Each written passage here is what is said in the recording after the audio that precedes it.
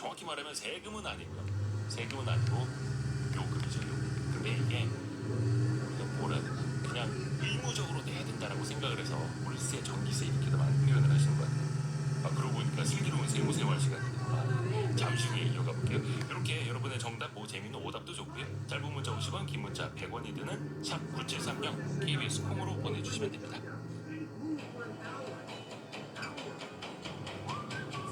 오늘의 움직임에 주목하고 세상의 흐름을 놓치지 않습니다. 여러분의 내일을 응원하며 성공의 열쇠를 함께 찾아갑니다. 성공예감 이대호입니다. 자, 슬기로운 세무생활 김철훈 세무사 함께합니다. 어서 오세요. 안녕하세요. 전기세 아니죠? 네, 준조세라서요. 저에게 요금이 많습니다. 요금이 많죠. 월세도 아니고 수도 요금도 아니고. 자, 직장인들이라면 누구나 이제 월급날을 기다리게 되고 프리랜서, 자영업자분들 다 마찬가지인데 내가 받기로 한 금액하고 항상 통장에 찍히는 금액하고는 얼마씩 꼭 차이가 납니다. 그렇죠. 네. 많은 분들이 3.3% 이런 걸로도 인식을 하고 있긴 하는데 이제 원천세라는 거, 네. 요게 알고는 있다고 생각은 하지만 많이 헷갈리더라고요. 저도 그렇고요. 오늘 이제 누리세무그룹의 김철훈 세무사 통해서 이거 들어봐야 될 텐데 일단 원천징수랑 원천세 요게 같은 겁니까? 다른 겁니까? 일단은요, 내가 받아야 할 돈에서 예. 세금으로 떼어가니까는 마음 아픈 거에는 같다고 볼 수 있을 것 같아요. 예. 근데 원천세라는 거는 이제 근로소득, 사업소득, 기타 소득, 이렇게 이자, 배당 소득에 대해서 예. 부과되는 세금의 이름이에요. 소득세라든지 법인세라든지 부가가치세 이런 식의 이름 중에 하나인 거고요. 원천적으로 떼어가는 세금을 큰 틀에서 원천세라고 하는 겁니다. 맞습니다. 네, 그리고 원천적으로 떼어가는 그 행위를 원천징수라고 이야기를 해가지고요. 원천징수는 이제 사업자가 월급을 주면서 미리 그 원천징수를 하고 남은 부분을 주는 이 제도를 말을 하는 겁니다. 그러니까 원천적으로 떼어가는 세금을 다 크게 묶어서 원천세라고 하고 네, 그거를 하는 행위를 원천징수라고 표현을 하는 거고. 네 자, 맞습니다. 그런데 이제 궁금한 게 항상 원천세는 이제 원천적으로 떼어가는 거기는 한데 네. 이 돈을 주는 회사가 먼저 떼서 그 떼고 남은 것만 이제 입금을 해주잖아요. 예, 맞습니다. 일을 한 사람들한테 이거를 왜 회사가 먼저 떼는 겁니까? 떼는 겁니까? 저 예를 들어서 설명을 드려볼게요. 네. 만약에 반대로 회사가 원천세를 징수를 안 하게 된다면은 예.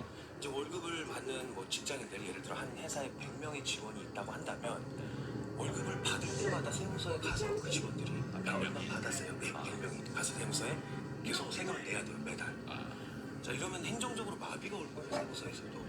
그렇기 때문에 세무서에서는 이제 세금 걷기가 훨씬 수월하게 돈을 준 사람에게, 사장님이 되겠죠. 사장에게 원천징수를 하게끔 의무를 부여를 한 거고요. 그러면서 세금 걷기가 훨씬 수월해지는 거고요.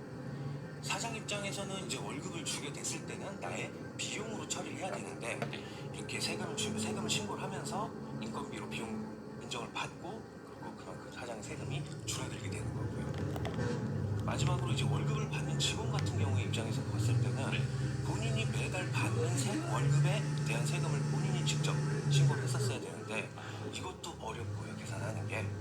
그래서 세금의 일정 부분을 미리 사장이 떼고 납부를 하게 되면 나중에 연말정산으로 한 번에 세금을 돌려받는 시스템을 우리가 볼 수 있기 때문에 그래서 원천세는 미리 회사에서 먼저 떼고 나머지 금액을 직원들에게 주게 됩니다. 그러니까 일종의 원천세라는 개념이 좀 편리성에 중점을 둔 거네요. 네, 그러니까 맞습니다. 국세청도 편하고 회사도 그렇고 직원도 그렇고 네. 나쁜 걸로 알고 계신 분도 많은데 일단 떼가면 배가 아프기 때문에. 자, 그러면 일단 원천세를 이제 회사가 먼저 징수를 하게 된다. 그럼 회사도 국세청에 매월 이거를 신고를 해야 돼요.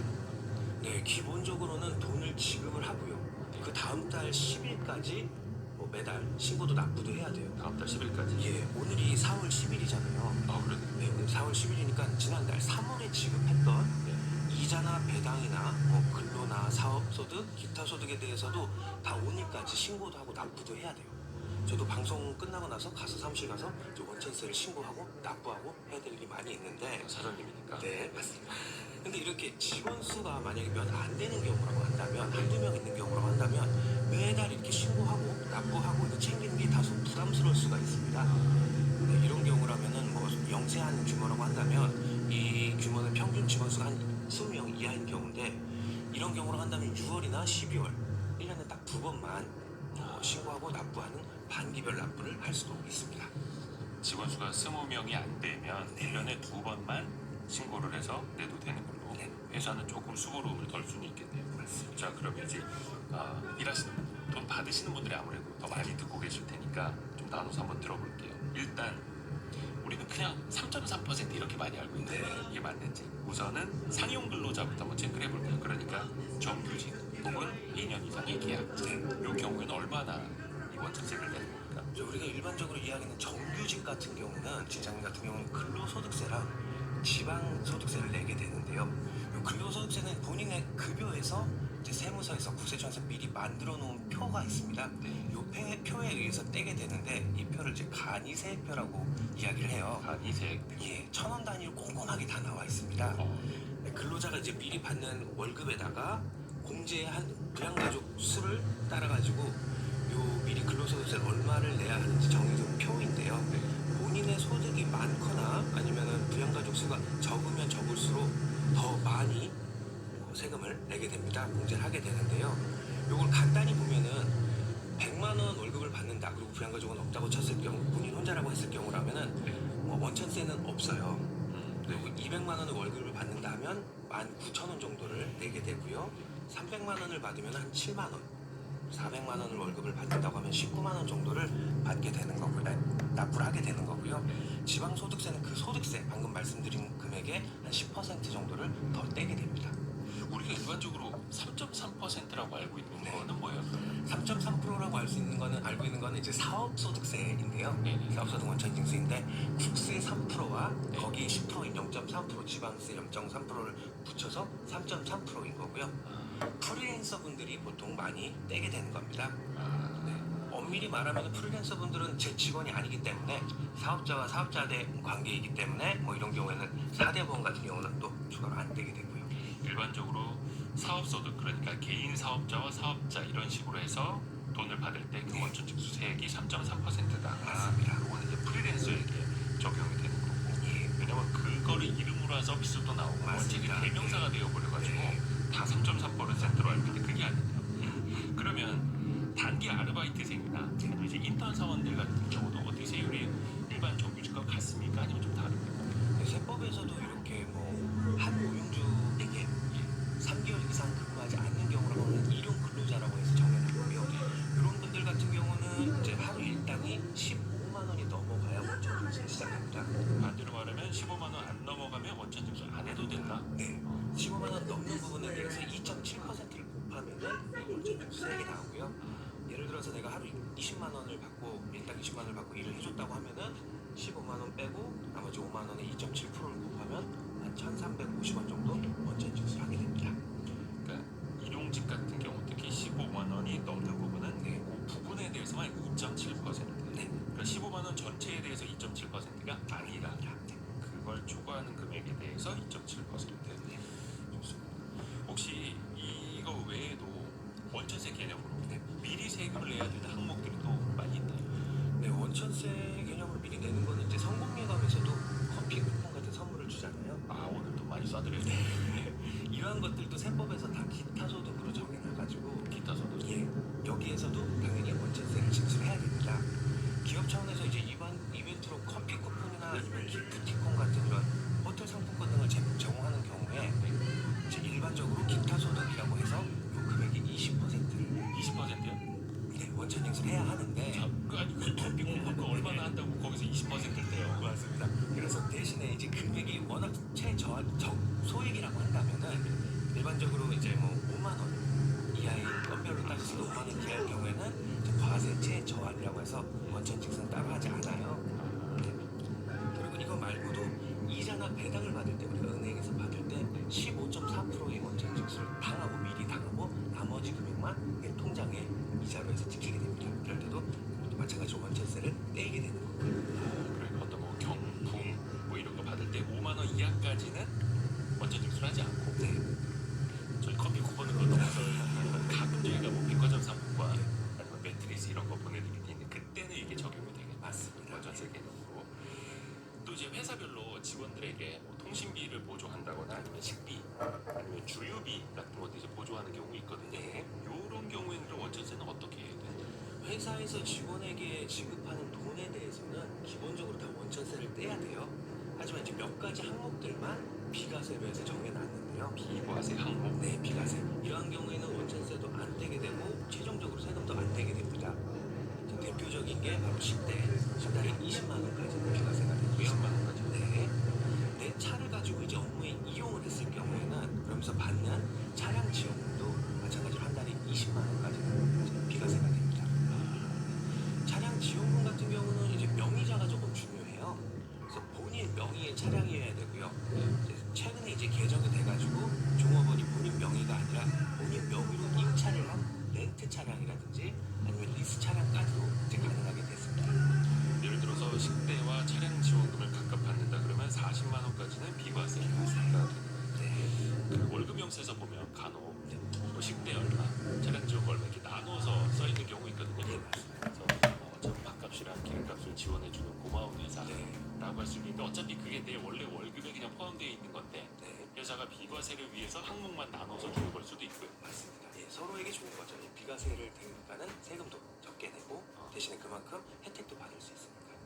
요거는 이제 세금을 아끼기 위해서 많은 회사들이 또 이렇게 원래적으로 하고 있다 이렇게 봐도 무방합니다. 네, 그렇습니다. 예, 일반적으로 이제 급여를 세팅할 경우에 네. 이제 뭐 차량이 있는 경우라면 차량 지원금을 주는 경우도 있고 뭐 식대 같은 경우도 따로 이렇게 20만 원까지 비과세로 따로 항목을 정해가지고 주는 경우들도 많이 있습니다. 근데 혹시나 만약에 이 직원들에 대한 급여에 대한 원천세 신고를 회사가 하지 않으면 혹시 어떻게 됩니까? 그 원천세 신고를 하는 의무가 사장님한테 있기 때문에 최종적으로 본인이 안 하게 되면 뭐 직원이 원래 내야 할 세금까지도 사장이 다 내주는 꼴이 될 수도 있어요. 예를 들어서 사장이 내가 월 1,000만 원의 소득이 생긴다고 하는데 여기에 직원 한 명이 있는데 월급을 400만 원을 준다고 했을 경우라고 한다면요. 이제 400만 원 떼면 원천세 급여를 주면서 원천세를 뗐다고 한다면은 이제 사장의 1년 종합소득세를 간단히 계산해보면 1,200만 원 정도가 될 건데요. 요거를 안 하고 원천세 신고를 안 하고 직원 급여 추가를 전혀 안 하게 됐을 때는 1,000만 원 수익이 다 본인 사장의 이제 소득이 되겠죠. 그렇기 때문에 이를 쓸 경우에는 뭐 2배도 넘는 2,700만 원의 종합소득세를 내게 되기 때문에 차이가 크게 나겠죠. 꼭 해야겠네요. 네. 그리고 뭐 일반 근로자를 3.3%만 떼게 되는 이런 프리랜서로 신고하는 경우도 있는데 이럴 경우 국세청이 적발되게 되면은 이제 원천세 원래 내야 될 금액에 더해서 가산세까지도 추가로 내야 되기 때문에 조심하셔야 됩니다. 우리 세무사님한테 그 질문 하나 들어왔습니다. 3510님이 근로자입니다. 매달 급여는 비슷한데 나가는 소득세가 다르게 나갑니다. 보통 1회에서 3월보다 4월부터가 많이 떼고 나와요. 왜 그런가요? 이게 월별로 다른 경우가 있어요. 그렇죠? 항상 똑같은 월급인데 왜 실제로 통장에 찍히는 금액은 몇천 원이라도 다르고 몇만 원이라도 좀 차이가 있거든요. 네. 이건 혹시나 왜 그런 거예요? 이게요. 월급을 내가 받게 되면은 지금 말씀드린 게 떼는 게 소득세만 말씀드렸는데요. 네. 사실 떼어가는 게 워낙 많습니다. 소득세 있고요, 지방세 있고요, 이제 4대 보험이라고 해서 국민연금, 건강보험, 고용보험 이런 게 있는데 아이고 많아라. 이게 계속 그 항목마다 변경이 되는 달이 달라요. 또 상반기에 많이 몰려있기도 하고요. 2월에는 특별히 또 연말정산이라는 게 있기 때문에 돈을 더 돌려받는다거나 토해내는 금액이 좀 많기도 하고요. 그래서 매달 상반기 같은 경우는 변경되는 게 조금 많고요. 하반기에는 유리 변경되는 이런 항목들이 적기 때문에 약간 일정하다고 볼 수 있을 것 같습니다. 건보료라든지 고용보험이라든지 아무튼 3516님 애국자십니다. 세금님의 애국자. 자, 오늘 김철훈 세무사 함께했습니다. 고맙습니다. 감사합니다. 이어서 라디오 정보센터 뉴스 정리합니다.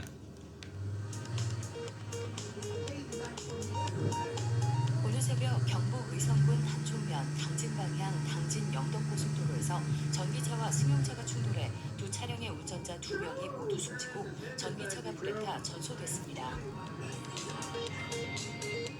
어제 저녁 인천국제공항을 이륙해 말레이시아 코타키나발루로 향하던 제주항공 여객기가 1시간 10여 분 만에 기체 결함으로 회항해 다시 인천국제공항에 착륙했습니다. 다단계 사기업체의 내부 자료라도 신빙성이 있다면 과세 근거로 삼을 수 있다는 서울행정법원의 판단이 나왔습니다. 오늘 0시 기준 코로나19 신규 확진자는 4,005명, 위중증 환자는 127명, 신규 사망자는 8명으로 집계됐습니다. 지금까지 라디오 정보센터 조신주였습니다.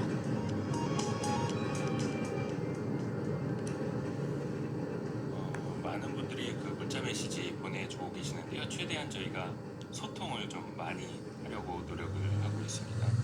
0321님이 0321 쓰시는 분께서 이대호님 경제 흐름의 일타 강사 같아요. 그것도 쪽집게 강사님 앞으로도 잘 부탁드립니다. 아유 고맙습니다. 저희가 잘 부탁드려요. 사실 이런 문자를 제가 잘 낯간지러워서 못 읽는데 작가님이 화면에 띄워주셨습니다. 자, 여러분도 그 보험 많이 가입하시죠? 많이 알고 계시고 또 항상 고민이 되는 게 보험 쪽인데 이 보험 상품을 비교하고 추천하는 플랫폼이 올해 연말쯤에 새로운 게 출시될 예정이라고 합니다. 지난주에 금융위원회가 발표를 했는데 이걸 가지고 지금 보험사나 설계사 쪽에서는 또 크게 반발을 하고 있다고 합니다. 어떤 내용인지 돈워리 투자백서 시간에 알아보겠습니다. 연금박사 상담센터의 이영주 대표 전화를 연결했는데요. 이영주 대표님. 네, 안녕하세요. 이용주입니다. 예, 안녕하세요. 네. 그 어떤 플랫폼을 통해서 보험을 비교하고 또 추천도 받을 수 있다 이런 이야기 나왔는데 네. 이게 정확히 어떤 플랫폼을 얘기하는 겁니까? 뭐, 다 아시다시피 뭐 네이버나 카카오, 토스 같은 이제 빅테크 기업들이 보험 판매 시장에 진출할 수 있도록 허용해주는 제도거든요. 네. 지난주에 이제 금융위원회가 제도 개선을 통해서 이 플랫폼 사업자들이 보험 상품을 온라인에서 취급할 수 있는 방안을 이제 시범 운영하기로 했고요. 혁신 금융 서비스로 지정을 해서 이제 되는 거기 때문에 소비자 입장에서는 여러 보험사의 온라인 보험 상품을 한눈에 좀 비교해 볼 수 있는 그런 계기가 될 수 있을 것 같습니다. 그런데 지금도 막 인터넷 검색해 보면 네네. 보험 비교 사이트가 엄청 많지 않나요? 많죠. 근데 지금 나와 있는 사이트들은 대부분 다 이제 개별 보험 대리점들이 설계사나 대리점들이 직접 운영하는 거고요. 이건 이제 오프라인인 상품들을 다 이제 비교해서 실제로는 다 오프라인 상담을 유도하는 이제 그런 채널이고 지금 이제 금융위에서 실시하는 것은 온라인 보험 상품들을 다 모아서 실제 온라인에서 다 가입할 수 있도록 우리가 마치 그냥 뭐 검색창에다 검색해 보면 쭉 뜨잖아요, 그죠? 네, 그래서 그 상품을 직접 온라인에서 가입할 수 있도록 하는 거기 때문에 그런 사이트가 있다고 보시면 될 것 같아요. 온라인 보험 상품을 온라인으로 비교해보고 추천받고 가입까지 할 수 있게. 네네, 그렇죠, 네. 또 기존에 있던 사이트들이랑 어떤 차별점이 있는지 좀 더 알려주신다면요. 일단은 그 상품의 좀 판매 좀 제한이 있거든요. 다 할 수 있는 건 아니고요. 온라인이다 보니까 비교적 단순하고 상품이 정형화되어 있는 보험들 중심으로 좀 판매가 가능할 것 같습니다.